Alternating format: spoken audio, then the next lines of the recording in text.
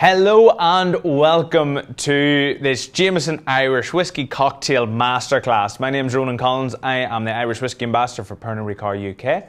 And today I will be taking you through two cocktails for this fantastic St. Patrick's Day season. Now, St. Patrick's Day this year is a wee bit different. You know, might be locked at home, you might be doing Zoom calls with people, etc., etc. But that doesn't mean that we shouldn't have fantastic drinks to celebrate the day. And we are going to be making a Jameson ginger ale and lime and an Irish coffee today. So now is the best time to get out all of your ingredients. So we're going to be using Jameson Original, so get that ready. We have our Fever Tree ginger ale. We have our fresh lime. I have some sugar syrup here. I've got the cream for the Irish coffee. And I've got some freshly brewed dark coffee in there as well. There we go. I also have my tall highball or water glass for my Jameson ginger ale and lime. I have a little like double-walled kind of like water glass for my Irish coffee. I've got my bottle opener. I've got my jigger or measure, but if you don't have one of those, don't worry. I have my knife to cut my lime, and I have a little spoon. And I also have ice, because ice is nice. When you're making cocktails at home, you want the cold ones to be as cold as possible for as long as possible. So that's why you do need ice. So, yeah, let's get cracking. But before we do, right, when it comes to St. Patrick's Day, I absolutely love being around my mates. And I know 2021, you can't be up to that, but you can still be the fountain of all knowledge for your mates. So on the Jameson bottle, there are some little nuggets of information. So right at the top, you have Jameson, which is the surname of the founder, John Jameson. Now, what some people don't know is John Jameson was actually from Scotland. Yeah, he was a Scotsman. The creator of the world's biggest selling Irish whiskey was actually Scottish. And like any good Scots person wanted to make the world's best whiskey, and like any good Scots person couldn't do that in Scotland, so he moved to Ireland. And John Jameson moved to Ireland in 1780 to establish his distillery, which is just there as well. Now, in the middle of the bottle, you have the coat of arms and the Jameson family crest and motto, which was given to the Jameson family in the 1600s, right? Get this, it was because way before they were distilling whiskey, they used to have a fleet of ships in the North Shore of Scotland, and they used to fight pirates. I know, I think that's so cool. They used to fight pirates in the North Shore of Scotland, and they did such a good job that the British monarch gave them their own coat of arms. And underneath in Latin it says sine metu, which means without fear. And that is how the Jameson family have went into all of their endeavours since, without fear. Much like John moving to Dublin in 1780 to set up the Jameson distillery. And thank God he did, folks. And then we have triple distilled, which is just down there.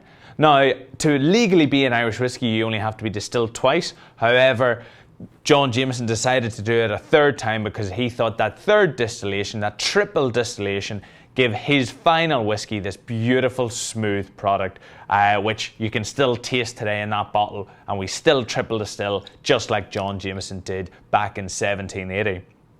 And now, one of my favourite bits on the bottle is actually hidden on the bottle. Just make sure the cap is screwed tight.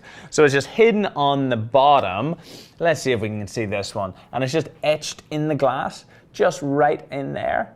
And that is the barrel man. Let me see, can we get it?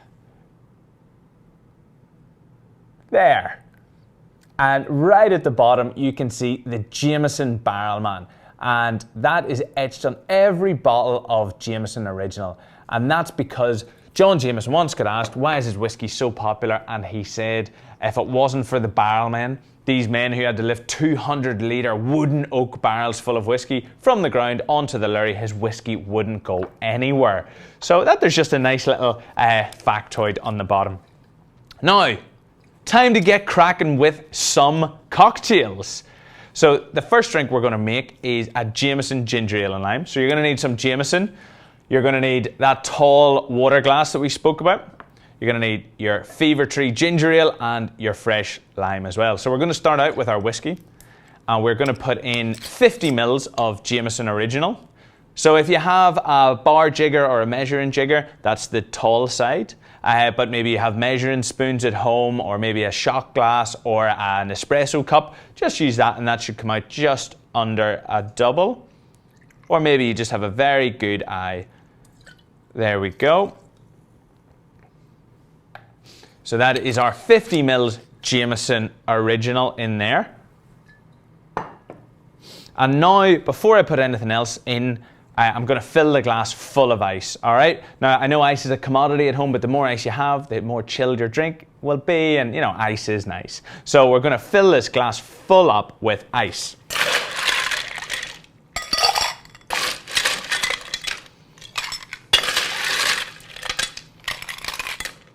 There we go, so just like that. And then we're going to get our Fever Tree ginger ale and just crack this open. Ooh. And I'm already getting those beautiful ginger notes just bouncing out. And you can see it's super effervescent and bubbly. And that ginger ale brings all of that whiskey throughout the whole drink. And now I'm going to get my lime, and we're just going to split it in two first of all. So just in two like that. And with the second half, we're just going to cut a little wedge out of it. Just straight like that, so just a little wedge. There we go. Now, our Jameson ginger ale and lime wouldn't be complete without the lime, but we don't just drop the lime in. We're actually going to give it a big squeeze, just like, oh, see all the lime juices just squeezed out there. And you can already smell that beautiful lime just bouncing out as well. And what that'll do is the citrus element of that lime will cut through all the sweetness and link this drink completely together to make that beautiful, refreshing Jameson ginger and lime cocktail. This is pretty much what I'll be drinking on St. Patrick's Day, just because it's just so refreshing. I also love it with the rugby as well, so it's a good time to do that one. Now, from a super refreshing long drink to probably one of the oldest drinks that most people think of when they think of Ireland is the Irish coffee. Now, to make the Irish coffee, you're going to need your Irish coffee glass. I'm using this little water glass. You're going to need your Jameson Original whiskey. You're going to need some freshly brewed coffee. You're going to need some cream and some sugar syrup as well. Now, if you don't have sugar syrup and you wish to just use granulated sugar, I'll talk about that in a second too. So, first up, we are going to put in our whiskey. So again, using our measure, we're going to put in 40 mils of our Jameson Original.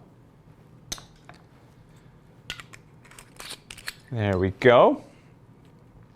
And now we're going to put in some sugar. So I'm going to put in 15 mils of my 1-to-1 sugar syrup. Just like that. Now, if you're not using sugar syrup and you're using sugar granules or caster sugar, just put in 1 teaspoon of sugar, like a big, nice heaping teaspoon of sugar into your Irish coffee and give it a good stir. Next, we're going to use our freshly brewed coffee. Now, on this glass, you can see there's like there's like a little lip on it, and I'm going to pour the coffee up to that, which is about 75 to 100 mils of coffee. You don't want to go too much more than 100 milliliters of coffee, because then the whiskey and all the beautiful flavors kind of get drowned out. So we're just going to pour that in there. There we go, beautiful. And again, now we're going to give it a stir. If you are using caster sugar or granules, make sure to keep stirring until it is all fully dissolved here. There we go. And now we're going to float the cream, which is just a beautiful moment when it comes to making an Irish coffee. Some people like to use a spoon, which I will do right now as well.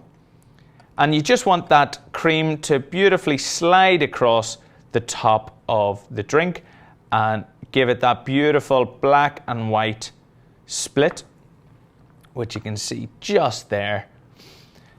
And that is the Irish coffee. One of my absolutely favourite drinks to make, especially around St. Patrick's Day. It's lovely in the evening to have, maybe with some food or maybe a Zoom call with your mates. And I suppose don't let the truth get in the way of a good story, but the history of the Irish coffee is phenomenal. It was said once to be invented down in Foyne Air Base in Ireland. And this airbase used to have tons and tons of those like boat planes, you know, the ones that can land on water, and they used to come in, and it was mainly like politicians, dignitaries, military, journalists, etc. that would go through here.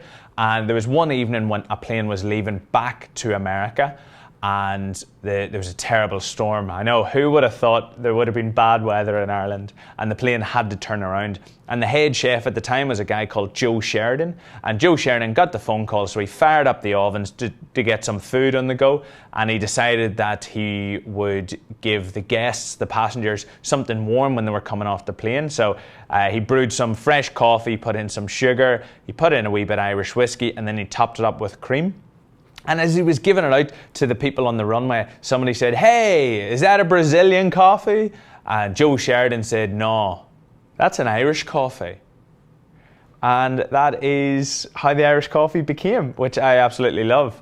So I hope if it's a cold St. Patrick's Day for you, this will warm your cockles, because it is an absolute banging drink.